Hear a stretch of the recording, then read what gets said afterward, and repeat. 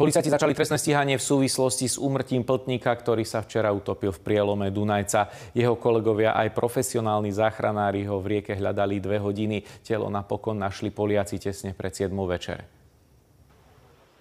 Jozef spolu s kolegom a 6 po nemecky hovoriacimi turistami odrážali od brehu na poslednú jazdu dňa.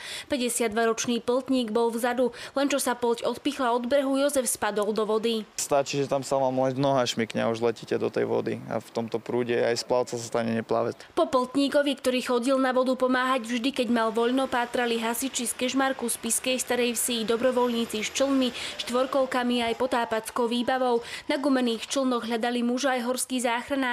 Pripojili sa aj dobrovoľníci z Pienapu. Bol videný desi v okolí 7 mníchov, takže s člnom sa presúvame teraz tam po vode. Niekde údajne okolo, že by sa to malo nachádzať.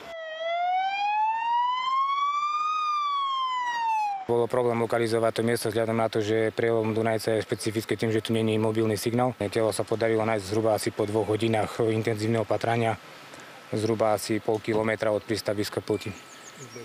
Bez známok života. Pltníkom v prístavisku Majere sa dnes do práce nastupovalo ťažko. Prišli totiž o jedného zo skúsených kolegov.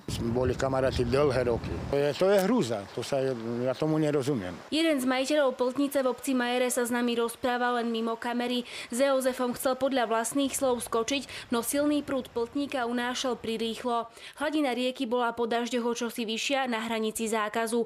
Okolnostiami tragédie sa zaoberá aj polícia. Začala stíhanie vo veci trestného činu usmrtenia. Či išlo o nešťastnú náhodu alebo zohral úlohu alkohol či nevoľnosť, ukáže až súdna pitva a ďalšie vyšetrovanie.